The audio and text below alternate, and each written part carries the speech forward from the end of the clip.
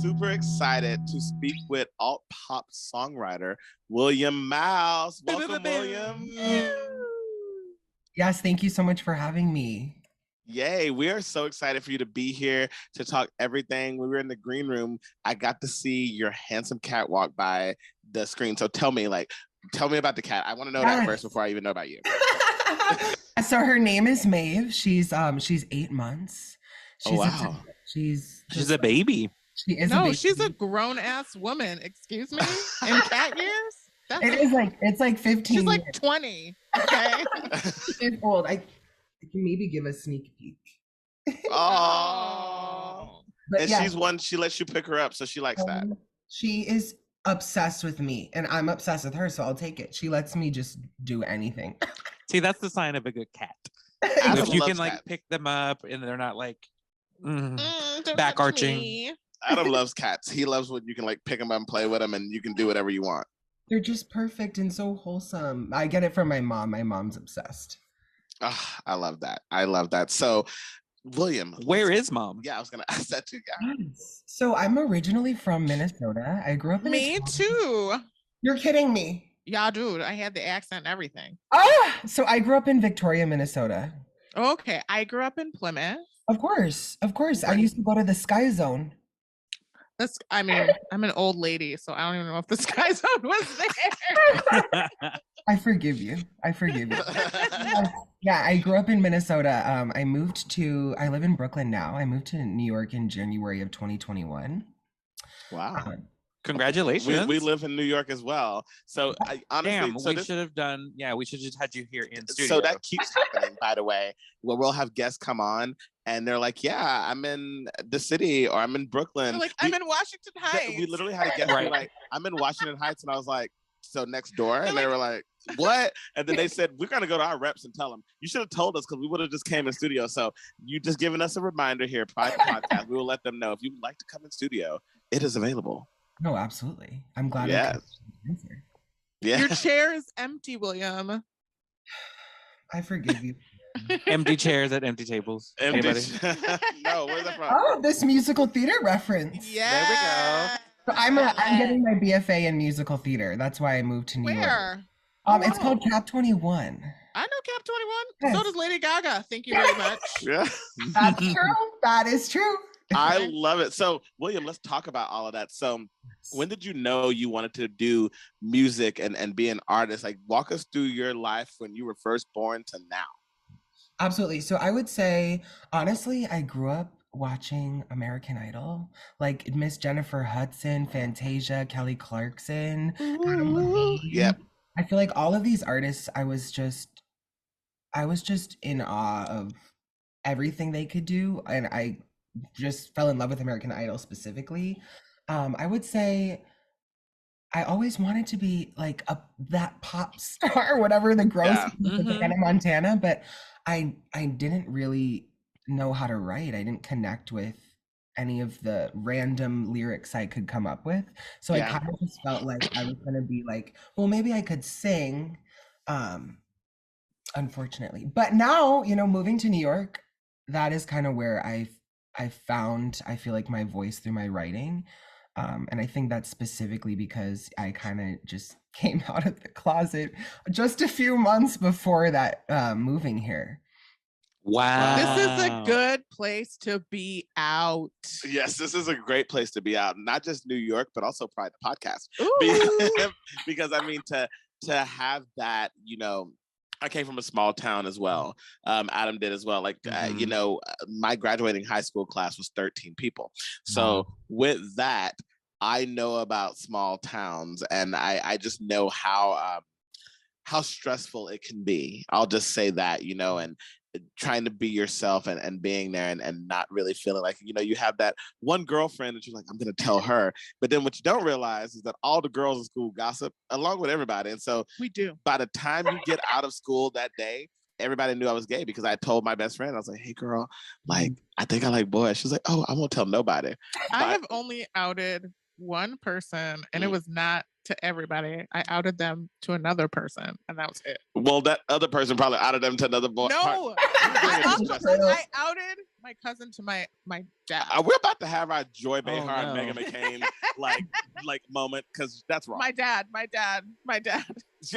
Your father. Yeah. My father.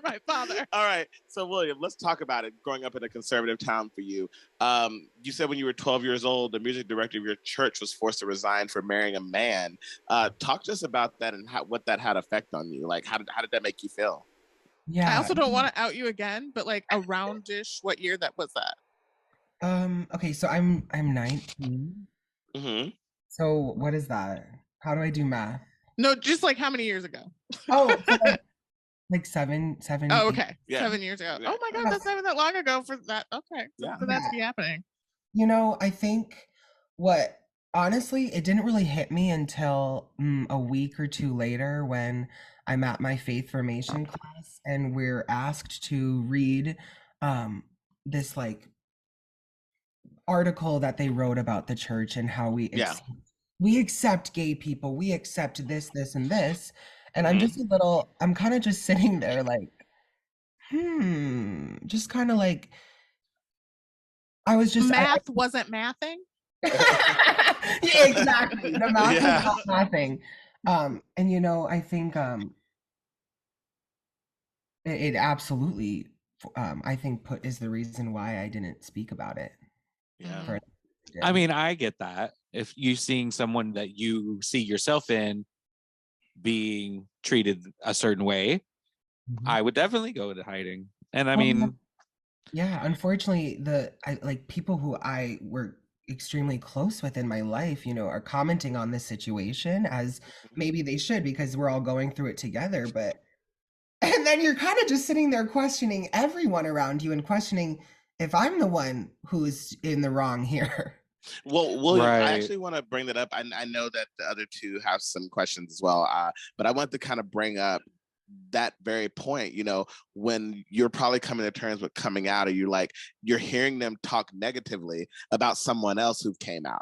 And that's one thing I would have in school. I would hear them. There was an older person who was actually a relative of mine, and they were a cheerleader. It was the first male cheerleader.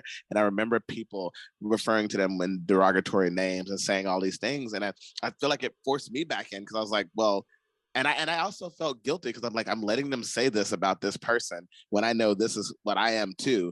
And I don't know, it's a very, you know, it's very weird, because you don't want to put yourself in any danger or lose like what you have going on. But at the same time, you're sitting here saying all these words, and I'm just sitting here letting you, so I can still fit in and protect myself.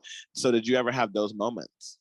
You know what really kind of, when I sit here and kind of process all of it, This is therapy, by the way. I love it. I mean, I question, because I truthfully, I mean, I knew I was gay since I was like 5 years old. I'm glad to say I never wanted to change that. Yeah. I never wanted to change that. I was like, F it, of course. But I'm just like, why? But then I'm like, why am I trying to avoid the conversation? I'm over the pressure of needing to explain yourself. Like, none of my freaking friends are explaining themselves to their parents. My brother and sister didn't have to say anything to my parents. So I'm like, why is there an expectation that I need to acknowledge this part of me, as if it's something that is wrong and something that shouldn't be a part of me? 100%. I mean, but you know, I've never really thought about that. Like, you know, I just always, you know, for me, myself, and then the people I've seen around me, it's always like, yeah, you know, I had to give this explanation or this and that and the other. And it's like, well, you know, we don't have to. And we had to have a coming out story. I think the thing is like, for us being around boys in the locker room, I think that was more because they always required that. They were like, if you are gay, like they're not required, I guess requested is a better word, but it definitely felt like a requirement. If you're gay, you do have a responsibility to show, or they made you feel like you had a responsibility to tell people, and listen, my small hometown, in the locker room, so the boys could feel more comfortable. But I was like, that's bullshit, because by the way, we can also cuss on this podcast, so do that. Okay. I was like, no, you can do it. But like, it was bullshit because like as I'm saying it as it coming out of my mouth and I'm even looking at my co-host, they're like, what the? And it's just like, it wasn't like a going around the locker room saying like, hey,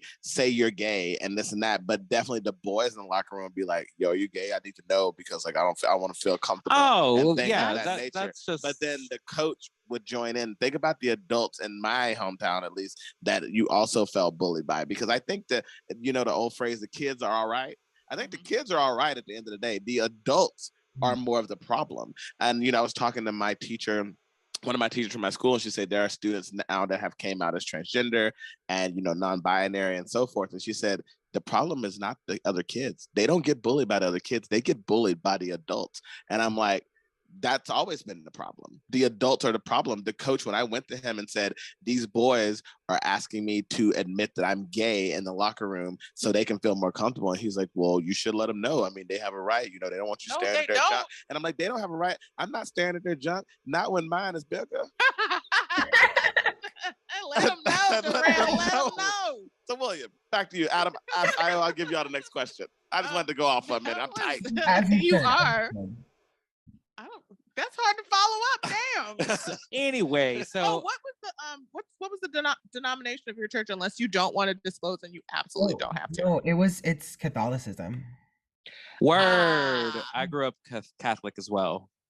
You grew up Catholic? I was gonna say. Yeah, so I totally understand that whole feeling of shame and just like fear, because that's kind of just driven. That's kind of a message, I feel like, in Catholicism. Yeah.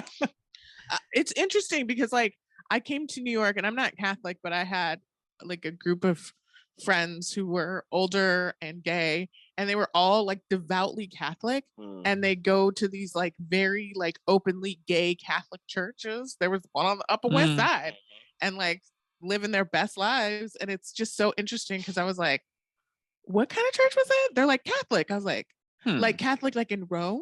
They were like, yes. Like, really? It's so crazy. No, I was just being nosy because I wanted to know if it was like some smaller Christian sect. But no, that's a big one, and they're pretty loud about it. Absolutely. They're loud about some things, not the things that they should be loud about. How about not loud about the priests that are also being arrested in the same community? Exactly. For say the that. thing that they are doing. That's the truth. Say that. So I want to shift gears a little bit. So according to our notes here, you were named 2020 Harvard International Champion in Informative Speaking. It's true. It is. Okay. Look at Darrell's mouth. Look at your face, Darrell. So Darrell and I did forensics in college, and then I did. What categories? I usually did like POI or poetry. Of course. I did POI and prose. I broke at nationals as well. Yeah, you did. I did not get first place, but I did bronze at nationals, which was crazy for me to see all the people I beat on that thing. Like that was wild. I was just like, and it was a piece about actually, I don't think it was the N-word they got. I don't think it was that one. There was a piece about the N-word, but it was the one where I actually, which will probably be offensive now, where I played a Vietnamese. I had to do a voice of this Vietnamese like transfer student with this young boy who his father had left him when he was young. And so that really touched people. And that's what I broke with. I thought I'd break with the N-word, but they weren't ready for that. So they let me break with the more offensive one. So basically they were saying, you can be racist, but you can't go against racism. Correct. Got it. Texas. There we go. I'll excuse racism, but I draw the line at animal cruelty. That's right. Well, I also did cross-ex debate in high school. Did you do cross-ex debate any? I did not. I just did speech. Me too. That's fine. I bet you would have been really good at debate. I probably would have ran my mouth for sure. Oh, I ran it. I was ready to fight. I was ready to throw hands. So I'm curious about the topic that you spoke about, which was, they made a whole movie about it. It's like, do I sound gay? No, I sound gay. Yeah. So I didn't see the movie, were you inspired at all by that film, or was it something that you just were like, I feel passionate about this because I deal with this on the regular? Mm-hmm. So the topic was the gay voice. Something I spoke about towards the end of my that speech was about how my freshman year of high school, the man who coached me, his name is Travis Rother. He's absolutely amazing. Like is Amazing. it's like, but my freshman year, he actually asked me if I was gay. Ooh. Um, Oh, Nunya. and in that moment, I didn't even know how to respond. I'm pretty sure I responded with "I don't know." yeah. Like I just like and you know like for like 3 years later, my senior year, he ended up coaching me, and he kind of came to me with this topic, and he kind of spoke about how he confronted me in that, and how, you know, that's maybe not the best way to approach something, but yeah, he was specifically inspired by that film. He had seen it, and he's like, he had brought it forth to me, and he thought I could really just really like learn something from it. And you know, Yeah, I yeah. Sure. watched it, and I absolutely fell in love with it. And so Right. you just go on the trail, and then just like like Disney and code switching within and queer coding within Disney, it's actually just makes me Mhm. sick. It's Yeah. It's a whole thing. But I really like that you went that route with your topic, because normally I feel like in anything that I would always see, it was always, you know, kind of something that would tug at your heart, or like, I don't know, it's just, you know, 'cause I don't want to say like cliche topics, but like It was safe. I think they they were were a little safe cliche. topics. They were cliche and safe. You know, just, especially you in know, Texas. war or War. I say I don't Texas, you know. say war. Right on right on topic. But so I, you know, kudos to you for doing something like that, because I know somebody out there saw that performance and was like, And it helped them. and it helped them. Yeah. And so that's amazing that you were doing that. What was it, senior year of high school? yeah, it was actually 2020, right? So like for the Harvard tournament, I was able to actually go to Harvard, but for national, Cool. it was online. But I still won. Oh. I still won it. I know that's right. lit. I'm so proud. That is so amazing.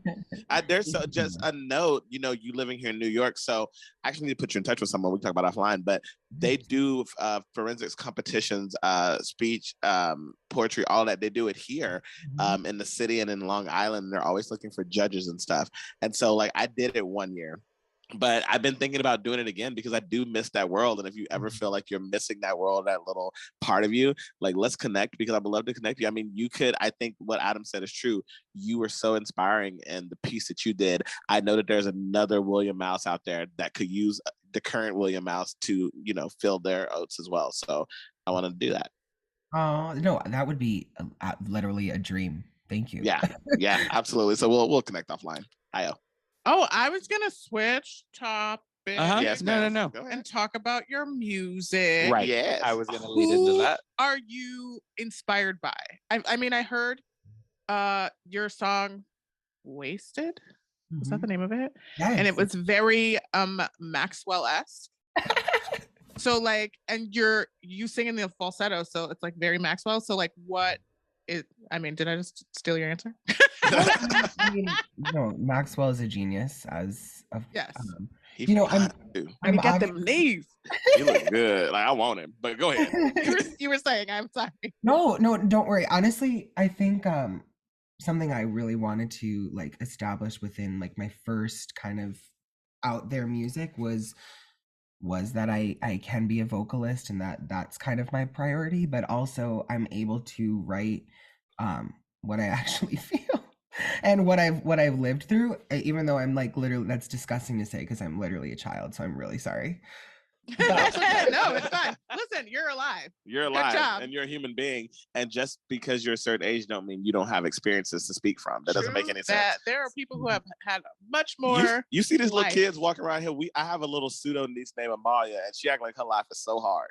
She's just walking around here just like, oh, Yes, her poor mother me. was on the women's episode. Yeah. If you can achieve puberty, you can achieve a pass. What's that from? I forget.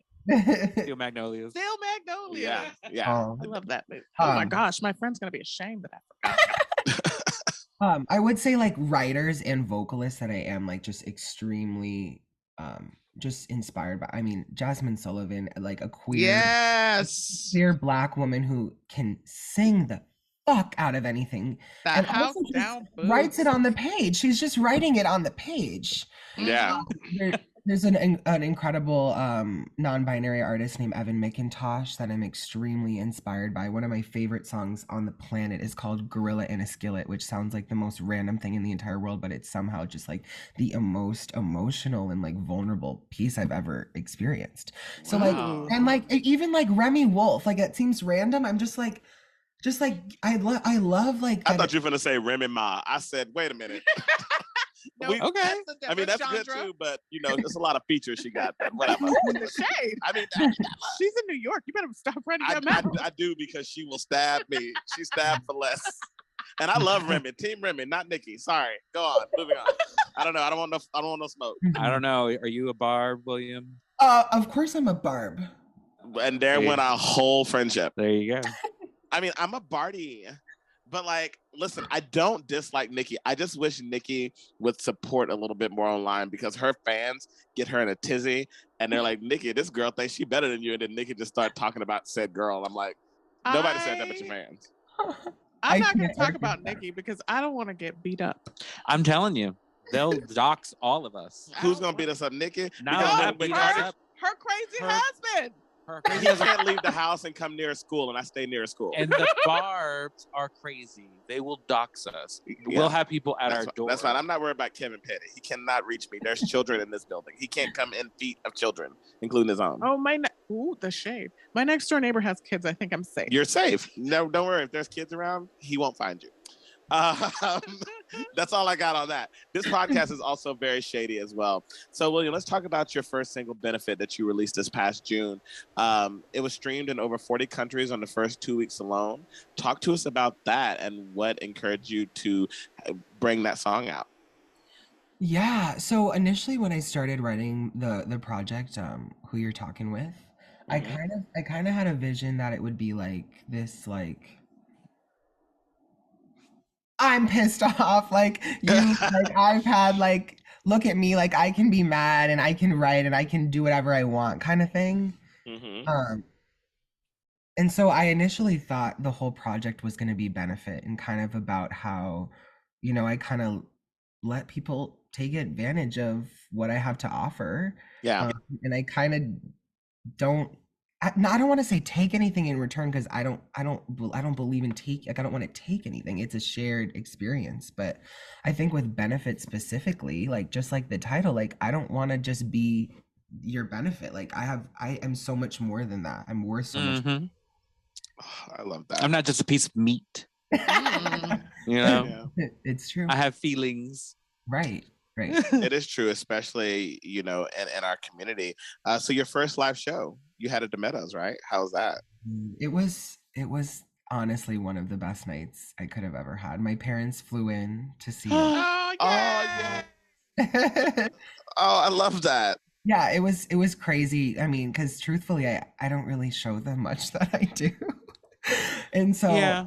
but it was just beautiful to be able to like sing. I mean, as a musical theater student, like I perform, but I never really get to do my own writing and really my truth besides Right. my senior year when I got to kind of tell my story and use my stereotypical gay voice as a way to establish like Wait. You're gay? Wait, you're gay? no, Wrong my podcast. bad. Wrong podcast. This is called Prude, the podcast. We don't do gay here. We are not a complete rainbow. I love all that, William. So your family has been very supportive, like hearing you say that. So they were supportive of you when you came out. How was that experience? Yeah, so actually I came out with my speech after I won nationals. Gay people are so dramatic. We're so I dramatic. know. We Well, always have to okay. come out with like a situation. I love No, it. just you wait. It was going to be even more extra than what happened was. For nationals, I was actually supposed to be performing in New Mexico. Uh-huh. And I had hoped that, I mean, I worked my ass off. I knew I was going to be in that final round. So I wanted my parents to fly out to New Mexico and watch me do it live. Oh my gosh. And then find out That I'm would've been sitting in the epic. audience. Yeah. Exactly. Which is, How you know, very Sister Act 2 with Shirley Ralph sitting there watching us sing. Her daughter sang. anything for Miss Whoopi. Yeah, I love it. But so I had to take the alternative route, the COVID route, and we just sat down. I mean, there wasn't. Yeah, my parents are a dream. They couldn't be more supportive. I mean, I made it kind of obvious, but they were like, "We just waited for you to say something." Yeah. Which I knew was going to be the case. I again, I didn't want it to be like a hiding. I didn't want it to be like I'm like you're seeing this part of me, not this part of me. Like I was still, but again, I just didn't. I'm over the pressure of needing to converse about it. Yeah, absolutely. So before we let you go, I have one more question. It's a little broad, but it's totally, our podcast is Pride the Podcast. So I want to know what pride means to you. Oh my gosh, that's such a good question. I think being able to confront your truth and not let anybody else tell you what the fuck your truth could be. Yeah, I love it. That is so direct and point. You're right. Like it's really only up to you, and it's I'm over people telling us what to do. Me too. Say it again, because I am so over it. Honestly, I'm so tired. I'm so tired. It's aging me quickly. But I tell you both what to do. Shit. Anyway, girl, listen. Then I guess that's on period. William, we love you so much. Please listen. Next time, come back. Next time, come in the studio. Yes, I will be there. I will be there. You tell me the day. Yeah, we would love it, and we will sit here and discuss a whole episode of Hot Topics. So, William, let our listeners know where they can find you on social media and find your music. Yes, you can find me on literally all platforms. My name is William Mouse. Maus is how I spell my last name. All platforms. On Instagram, I'm at William Mouse as well, and my TikTok is at william.mouse. Yay! You are absolutely adorable, and I'm so glad that you joined us for this podcast. So, looking forward to following your journey and speaking to you more soon. Yes, I can't wait. Thank you so much. You're welcome, William. Talk soon. Yes, bye. Bye.